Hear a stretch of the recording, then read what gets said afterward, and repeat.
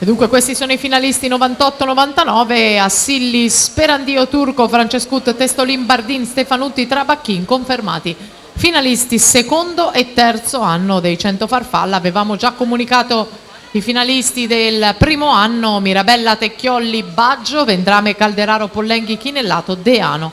Tra poco avremo anche l'epilogo del settore femminile. Intanto partita la seconda batteria. Per la terza Alessia Andretta, Nottoli Nuoto in 1, Alessandra Massimo, Veneto Banca Montebelluno in 2, Camilla Panaiotti, Hidros in 3, Diana Naglic, Rabne Koroschem in 4, in 5 Lucia Rovere, Gemona Nuoto, in 6 Serena Bighelli Neosport, Elisa Zappia in 7 Sport Management, Eva Gesualdi in 8 Futura i Cavalieri.